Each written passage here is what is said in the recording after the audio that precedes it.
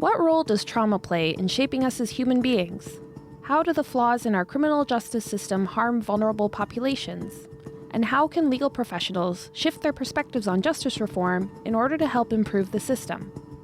I'm Teresa Matic, and this is Matters.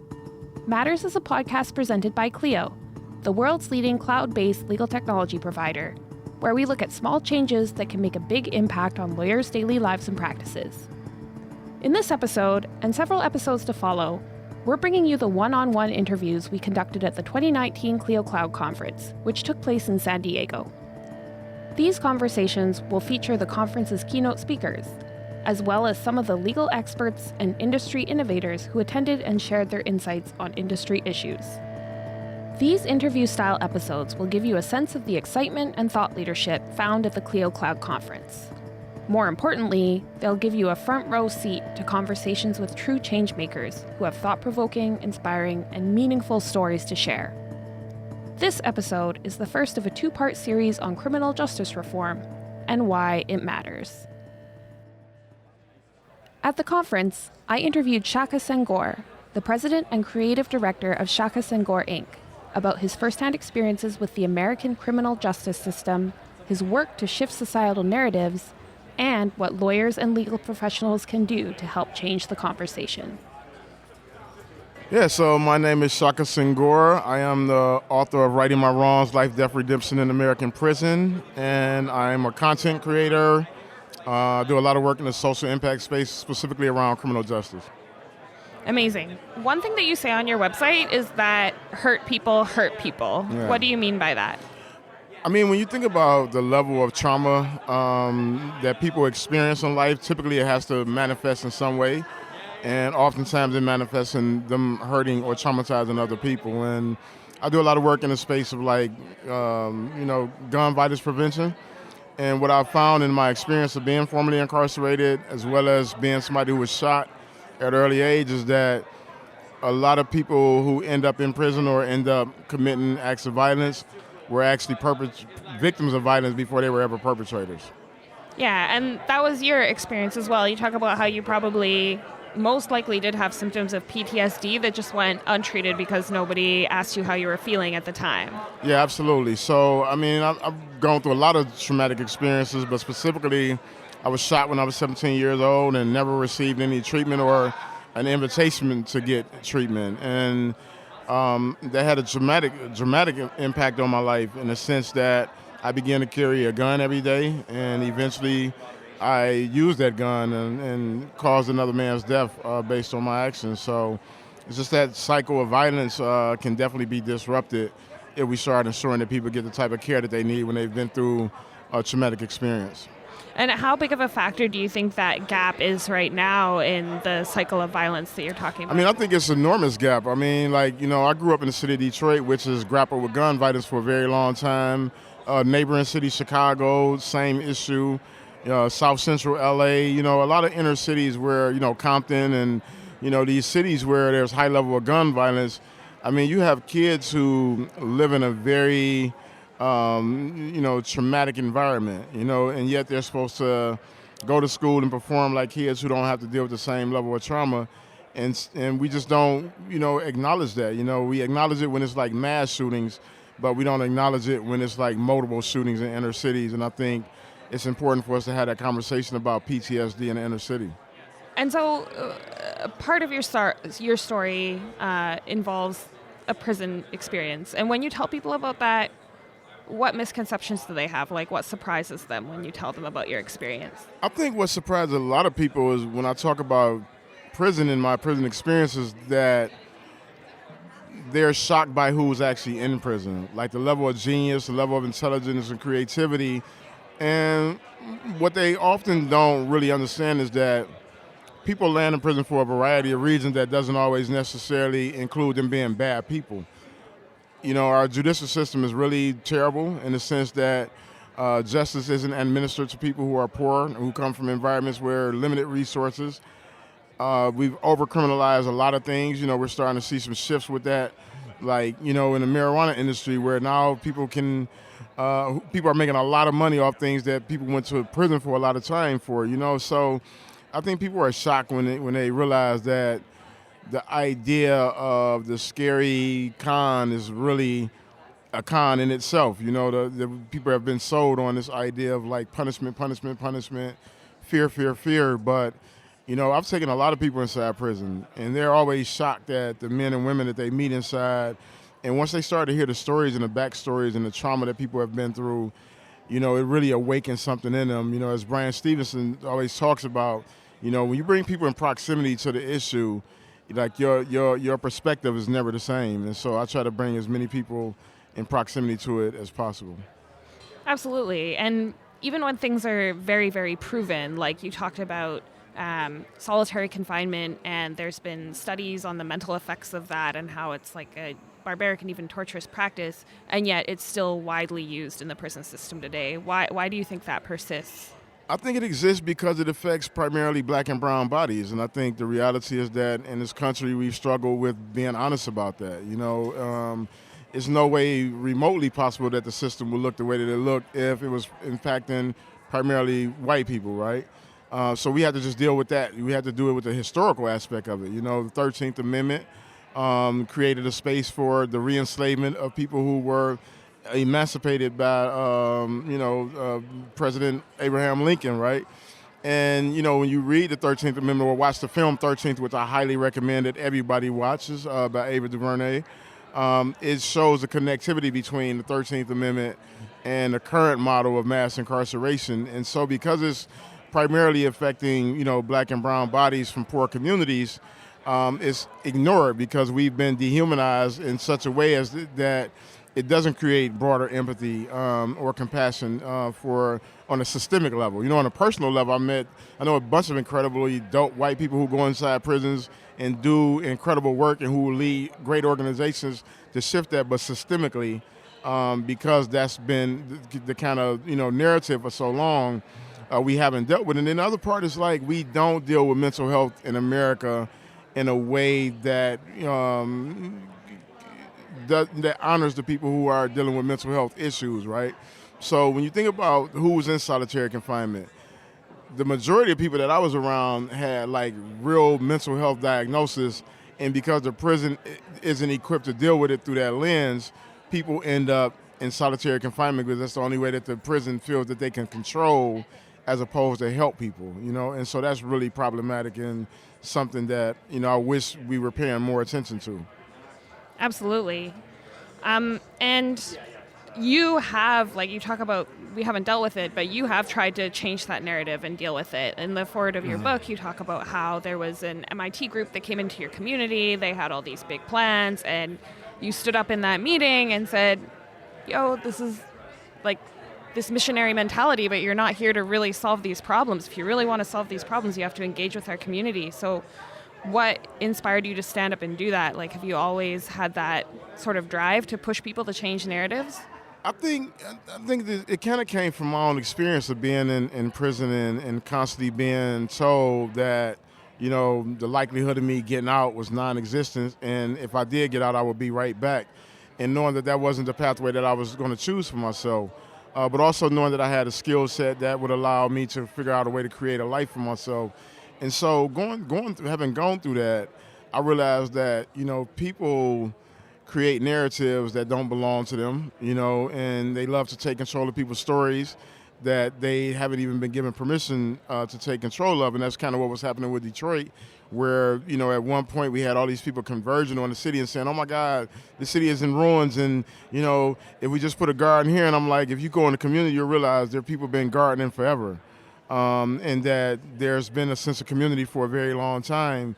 And until you actually come in contact with the people in the community, like, you have no permission or no right to actually come in and try to fix something when you don't know what needs to be fixed in the first place. And I think that, you know, the same thing in when it comes to criminal justice, like, you can't talk about solving criminal justice issues without including the people who have been impacted by those issues. And so, I mean, there's organizations that's been created, like Just Leadership, that is primarily ran by system-impacted people and led by system-impacted people. And it was created by a system-impacted person who has done incredible work to make sure that we're at the table, right? There's Anti-Recidivism Coalition in LA, It was founded by Scott Butnick, who's a film producer, but he ensured that he'd create a space for it to be led by somebody who's system impacted, and that work is playing out now with Sam Lewis, who was in prison for like 24 years. Now he's leading one of the most comprehensive organizations on reentry in the nation, if not in the world.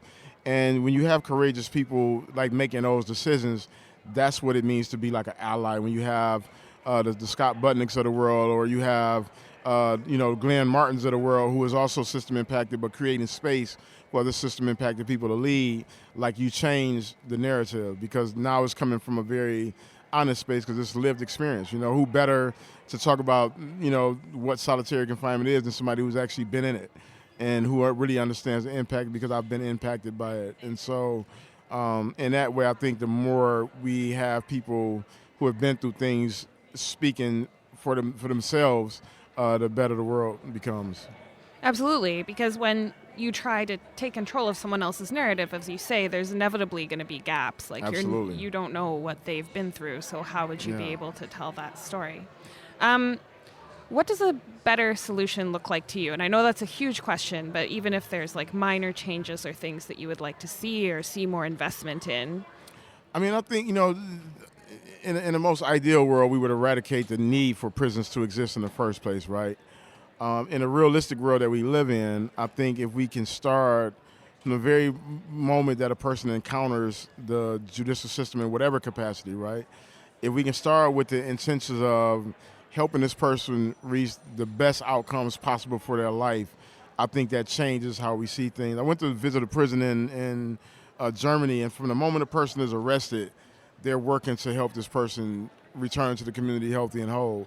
And I think that's a model that can be replicated here in America. But it takes a great deal of courage. It takes a great deal of honesty to say, hey, here's the thing that we got really, really wrong. But if we're willing to acknowledge that, then you can actually proceed to the next step, which is to make things right. Incredible. And I talked to Deanna earlier about the power and importance of creation and work. And how's that been for you? Because you've had all sorts of outlets and jobs and been very, very successful in recent years. Well, I mean, the craziest and wild thing about it is that I've created all of those opportunities by just showing up in the world the way that I do. I've never been employed through a traditional route of like putting in an application or, sending over a resume. It's literally just been by how I chose to show up in the world. And I mean, I'm fortunate. I went to prison. I was highly literate, and I enhanced my literacy by reading a lot and learning a lot. But also, I hustled in the streets, so I grew up hustling.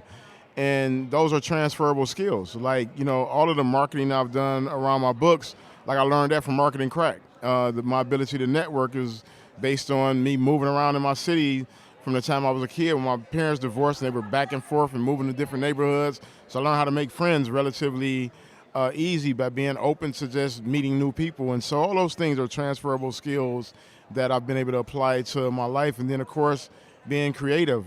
I'm inspired by hip hop. Like it's to me, I think, hip hop has been, the greatest gift to people who come from the hood, in the sense that it's helped us think about entrepreneurship and enterprise and ownership and things like that. So I take a lot of my cues from like hip hop artists, the Nas's of the world, and, people who inspire me deeply through their creativity and their vision for their own lives.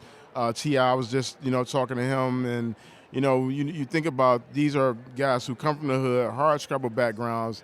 They took all the things they learned in the street, they applied them to art, and they were able to create a life for themselves and their families. And so I just kind of do the same thing as an artist. In terms of social impact, like, my real friends are in prison. So like I'm fighting for not just the largest changes, but also want to see my friends get home to their families, and I want to ensure that they don't die in prison if there's something that I can do about it. So I'm just driven by those things. That makes a lot of sense. Yeah. So we're at a conference for lawyers, so I also wanted to ask if in these communities, what is the biggest barrier to legal services, and what can lawyers do to break that down? I think resources are the biggest barrier. I think about a lot of people who end up in prison, they end up, getting public defenders who are under-resourced, underfunded. They don't have, all of the, tools necessary to fight, for their clients, and so they end up pleading them out. I think the rate of people who plead guilty over who actually go to trial is probably, probably 85, 90% of people I know took pleas. They play it out instead of going to trial, because the prospect of going against a titan of a system when you have meager resources is daunting. And then a lot of people are just like, I don't want to take that risk to end up with life, so I'll take this 1 or 2 years, not understanding that just having a felony is a life sentence in itself, because our society is so restrictive and unwilling to bend when it comes to helping people re-enter society. So I just think, the resources, but also proximity too. A lot of lawyers who are well-intentioned and well-meaning, like, they don't come in proximity to their clients until they're actually being retained or being, forced by the system to defend them. So, it's hard to fight for somebody's life that you don't understand, if you don't understand their background. And so I think the more proximate lawyers can be to the communities that they serve, the better they can fight and advocate on behalf of their client. Does that mean like visiting communities, or like hanging out in the hood, going to the barbecues, and baby showers, baptismals, whatever those things are, but just really spending time with people that come from the communities that they're likely to be serving. Yeah, you talk about the power of connection a lot, and connecting communities with places like MIT. So how important has that been in making an impact in these areas? I think it's, again, you think about my relationship with MIT Media Lab. Like, I was in MIT Media Lab, I was a director's fellow. I'm still a director's fellow in the sense that network created a different conversation at the lab that they, under normal circumstances, would have never been able to intersect with. And so the former director there, Joy Ito, who recently stepped down, he was just courageous in finding people who come from all these different backgrounds and bringing us into one space where we were able to intersect in a way that was groundbreaking, and a lot of us have gone on to do great work based on our relationship and connectivity to the lab, but the lab was also able to do great work based on their connectivity to us. So I think it's important for us to really just create spaces for people of dissimilar backgrounds to get together and figure out how to design a better world. Absolutely. What's one thing that you're most proud of with your work with the lab? One of the things I'm most proud of in my work with the lab is I got nominated for a TED Prize and became one of 20 finalists based on a project that I started at MIT Media Lab and went on to teach at the University of Michigan. So that's probably one of the prouder things. I had a wonderful conversation with Martha Minnows at MIT Media Lab. I think she's the Harvard Dean, the law school dean. That was one of my favorite conversations because she's like sweet and super smart and was super gracious. So I had a lot of fun at the Media Lab.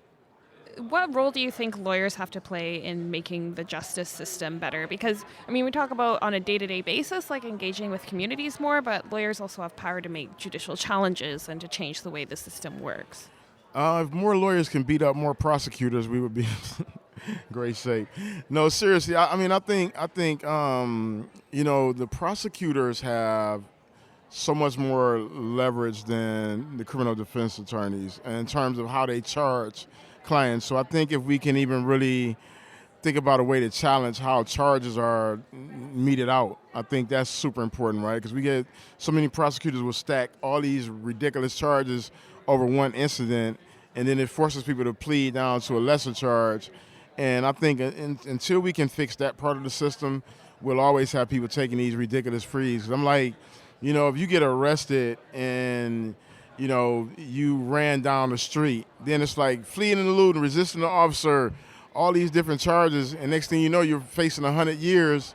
And then they're like, but if you just plead guilty to running down the street, then you'll only do 2 years. I think if we can really challenge the idea of how charges are stacked by prosecutors, I think that would be helpful for lawyers in a major way. Yeah, absolutely. And what do you think about the perception of the system in the broader community? Because as you said, when you take people to prisons, they have no idea that these are the type of people who are in prisons. Yeah. I don't think people know that the charge stacking you're describing happens. Yeah. How do you think we can get the message out there so that people are aware this is how the system is really working. Yeah, I mean, I think we just got to continue sharing stories of people who've been through it, right? So, I mean, when I think about where we're at with the criminal justice conversation now, 5 years ago we weren't having this type of conversation. Now we're like having this incredible bipartisan conversation where both parties are actually agreeing that there's something, wrong with our system. We have wardens who are saying, you know what, there's a different way to do this, and we're going to add more programs. We have governors who are like, you know what, these sentences are ridiculous. We need to bring an end to the death penalty, and we need to stop killing people on taxpayer dimes. And so we're getting some traction because of the storytelling that's happened. Now there's any number of books on people who have got out of prison. 5 years ago, it wasn't that many. There was, I think about the books about formerly incarcerated people that's by formerly incarcerated people. 5-10 years ago, there were only a couple that you can point to. It was Malcolm X's autobiography, Chef Jeff book, Cook, Nathan, I always forget this brother's name, but Make Me Want to Holler, and it was just a few books about formerly incarcerated people that were actually by formerly incarcerated. Now, it's a whole canon, of these books, and so being able to be at the front of that charge, as a writer and as a storyteller, I've seen firsthand what narrative does to shift policy, humanization does to change legislation. I've watched it because I've been an integral part of helping shift it, and so I think we're on the right track. We just need to, put these stories on steroids and get them out to more people. Absolutely. Yeah. Say, looking forward in hopefully sooner, but in 5, 10, 20 years, in an ideal world, what does a better solution look like to you? In an ideal world, the prison population is dramatically decreased. I know we've been talking about cutting the prison population in half. I would actually see it reduced down to such an insignificant amount that we're no longer talking about it as a form of torture or cheap and free labor. So that's what would happen in the most ideal world. In a close future, just to see more laws continue to get passed and more support around people who actually are getting out of prison, make sure that they have all the things that they need when they come home. Yeah, and the mental health support being Absolutely. a big... I think we just need to decriminalize mental health altogether. Decriminalize mental health. Can you tell me more about that? Yeah, so I mean, you have people who are in prison because they were, going through a psychotic episode, and they may have committed what's technically on books a crime, but, is it really criminal if you're operating out of mental illness space that doesn't allow you to function in a way that anybody else who doesn't have mental illness would function in those situations? And I think decriminalizing that, removing the uses of solitary confinement, which tends to enhance military illness. I think those things go hand in hand. So the more we can decriminalize mental illness, I think that will significantly reduce the prison population. And that's inclusive of people who have been addicted to drugs because of whatever traumas they'd experienced in life. So if we can decriminalize those things, I think that significantly reduces the prison population. Just one final question I wanted to ask about.